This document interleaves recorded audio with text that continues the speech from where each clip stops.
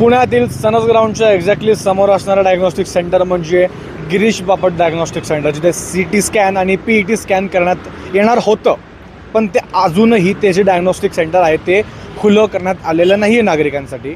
आणि याचं कारण म्हणजे काय, तर AERBचे जो रेग्युलेटरी बोर्ड आहे त्याने अजूनपर्यंत या गोष्टीला मान्यता दिलेली नाही आहे. तसं बघायला गेलं तर डिसेंबर 2025ची डेडलाईन या सदर ज्या ठिकाणी एक्झॅक्टली मी त्या समोरच उभं, तुम्ही मागे देखील बघू शकताय की जे डायग्नोस्टिक सेंटर आहे त्याला 2025चा अल्टिमेटम देण्यात आलं होतं. डेडलाईन जी होती ती डिसेंबर महिन्यापर्यंत होती, पण डिसेंबर महिना संपला, जानेवारी, फेब्रुवारी, मार्च 3 महिने झाले तरी देखील हे नागरिकांसाठी आत्तापर्यंत खुलं करण्यात आलेलं नाही. तसं बघायला गेलं तर पुणे महानगरपालिकेचा हा कन्सेप्ट आहे, त्याच्या माध्यमातून मग लोकांना ते MRI असतील, CT स्कॅन असतील, PET स्कॅन्स असतील, असे विविध प्रकारचे जे स्कॅन्स असतात डायग्नोस्टिक सेंटर जे असतं त्या सुविधा इथे नागरिकांना अतिशय कमी दरामध्ये इथं उपलब्ध करून दिल्या जाणार होत्या.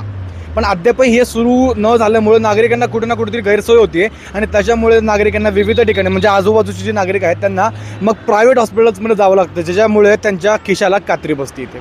आता कधी म्हणजे तसं बघायला गेलं तर डिसेंबरची डेडलाईन होती, पण आत्ता मार्च महिना चालू आहे, तर मार्च महिन्यात देखील 15-20 दिवसामध्ये संपेल, पुढचा महिना लागेल, तरी पण आता हे कधी सुरू होणार आहे या गोष्टीकडे सर्वच नागरिकांचं लक्ष लागून आहे. आता या गोष्टीबद्दल तुम्हाला देखील काय वाटतं आम्हाला कमेंट्सच्या माध्यमातून सांगायला विसरू नका आणि पाहत राहा न्यूज डॉट्स. मी अंशुक आशिष.